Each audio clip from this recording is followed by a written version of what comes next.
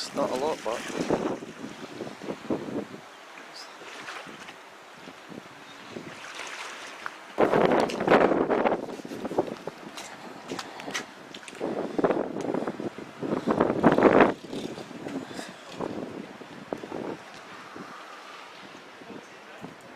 downtown.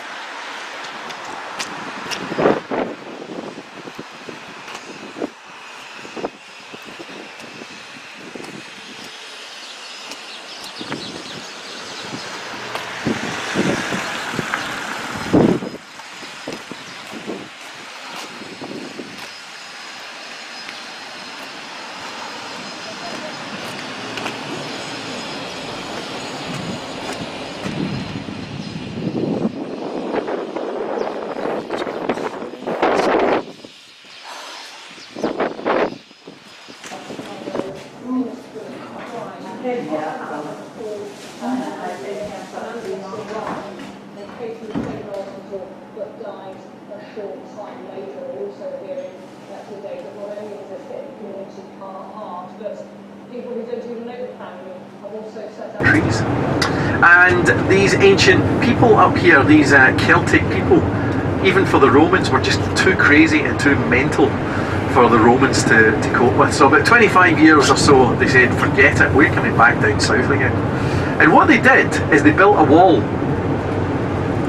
Now Scotland and England weren't there at the time, but they built a wall which is very close to what the Scotland and England border is today. Just on the edge of the map here, at the little place of Carlisle, and going directly across, horizontally across the country towards Newcastle, is Hadrian's Wall. Hadrian was the Roman emperor who was on the throne.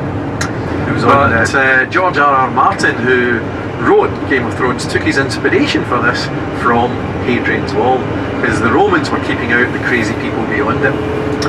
As I say, they called it the land of Caledonia. So what I'll do is put on this other little song now, and this song is called Caledonia.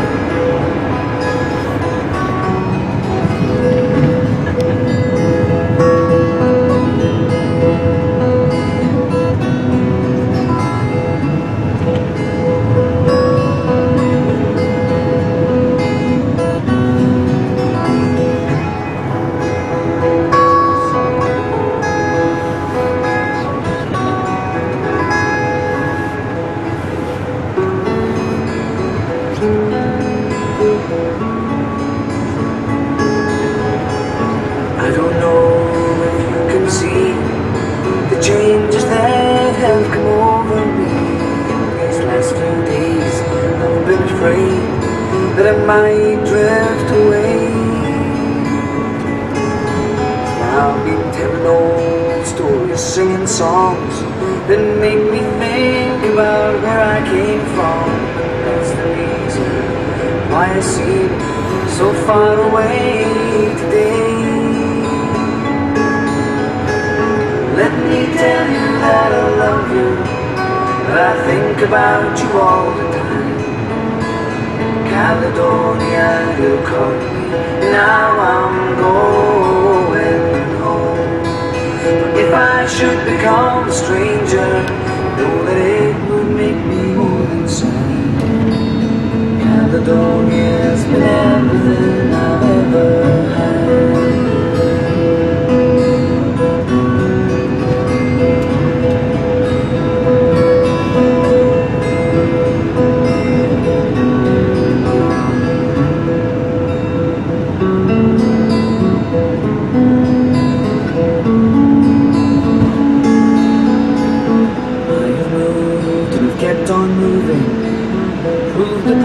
That I needed proving, lost the friends that I needed losing, found others on the way.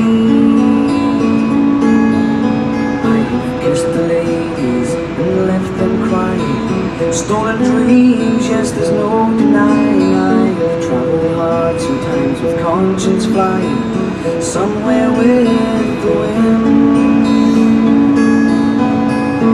Let me tell you that I love you, and I think about you all the time. Caledonia, you called me, now I'm going home. If I should become a stranger, know that it would make me more than sad. Caledonia's been everything I've ever had.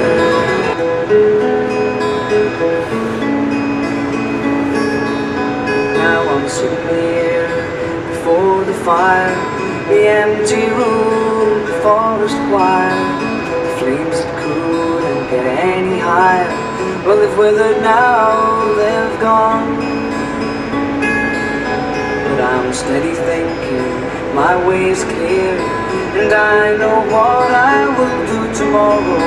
When the hands are shaking and the kisses flow, well, I will disappear. Let me tell you that I love you, but I think about you all the time. Caledonia, you called me, and now I'm going.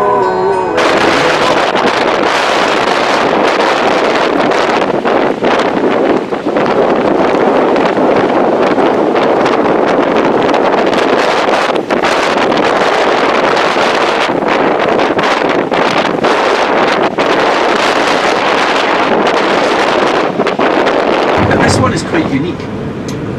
There are 3 pipes to it essentially coming down. Now, there's a couple of reasons why it's unique. One of them is that it's actually built into the hillside, and the actual turbines are about a mile inside the mountain. It's called the Hollow Mountain.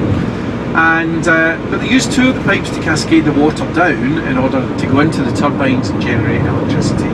But there's another one that takes water back up the way. So when the electricity is required, you know, early evening time when everybody's cooking and getting in from work and things, huge amount more electricity, then what they do is they've got it running at full capacity. But during the day or during down periods, what they do is they cascade water back up the pipes. It's very much focused on trying to tap into the renewables energy as much as we possibly can. Now, the way that the politics work in the UK at the moment is we've got the Westminster Parliament that run the entire United Kingdom. But up here in Scotland we have a devolved Parliament that has certain powers to rule certain parts of the country in certain aspects. It doesn't have full autonomous powers, but it can run the country in certain ways. And the Scottish Parliament, based in Edinburgh, have got a target in place in producing that 100% of its electricity requirements by renewables. And there are 3 elements to this. One of them is hydroelectric, which has been in place for many years. Another one is wind power, as you can see today. Lots of wind here in Scotland, on the west coast of Scotland. And the third element of it is, again, to do with the west coast of Scotland and tapping into the tidal power and wave power, particularly out on the west coast. Now, the Scottish Parliament are committed to this, and they're driving forward with this push for renewables. But over the last couple of years, they've been in conflict with the Westminster Parliament, because Westminster Parliament are moving away from renewables and away from subsidies and away from investment into renewables, and they are very much backing and going behind the process of fracking and nuclear power. So just over the last couple of years they have announced this big new nuclear plant is going to be built significantly in the opposite direction. We come back to Scotland in 2020 and see if we've managed this 100% figure. So if we do manage to do that over the course of the entire 12-month year, then what a story that will be. That'd be fantastic.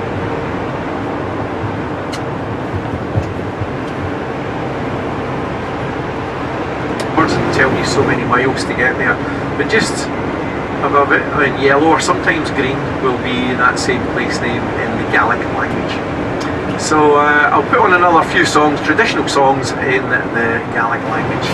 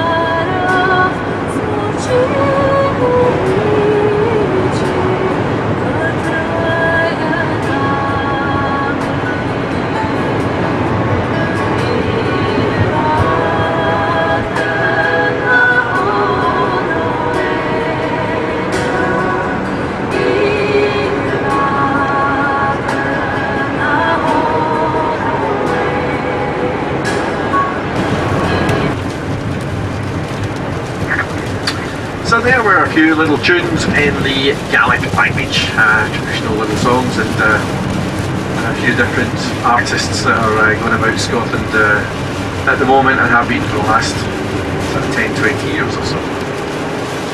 But it's taken us in towards Oban, and we're going to be down in Oban in just a few minutes' time. Now, as I say, we're going to stop down here for lunch, and there's a few different restaurants and bars and little coffee shops and various different things to explore down in Oban. And given the way the weather is at the moment, it might be a good idea to get yourself indoors somewhere.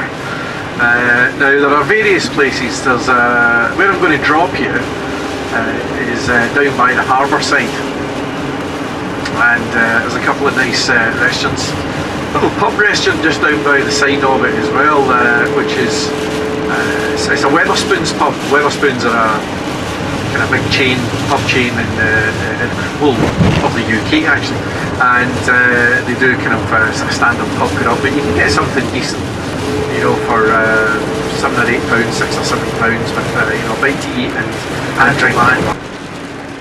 And Antoban is in the Gaelic language means the little bay. And as we come round the corner here and down in towards Oban, you see that it is a little bay down here at the bottom of the hill. And it's also one of the main ports for ferries for the boats to go out to the outer islands over to the likes of Mull and Tyree and beyond.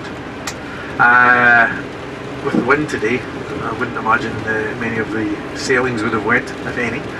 But this is one of the main ports if you are looking to get out into the outer islands. Antoban, little bay, but in the English language, in the spoken language, we call it Oban.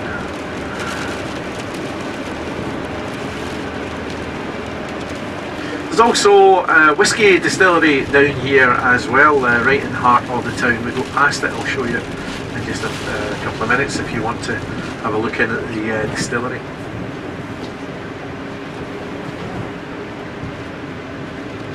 Now that is about 5 minutes to 1, so what we'll do is we'll be here just under an hour and a half. If we look to leave here at 20 minutes past 2:20, then what we'll do is we'll then head out onto the afternoon, and given the light at this time of year, I'm keen to get to Glencoe and Rannochmoor, a little bit further north for you. Beautiful areas. I want to make sure we get there before the light finally departs. So here Oban on a cold winter's day.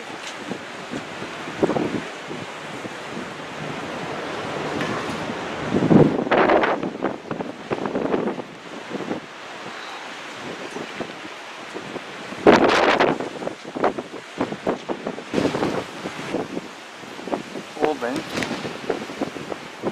on a very cold, windy Scottish winter's day.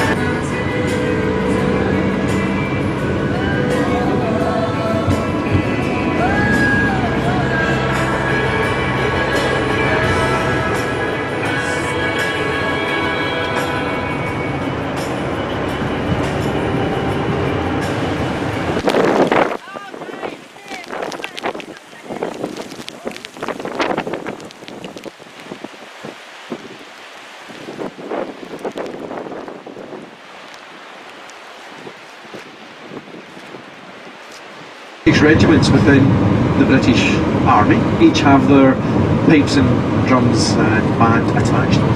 So what I'm going to do is I'm going to put on a couple of tunes by the military band, regimental band of the Royal Scots Dragoon Guards, and I'm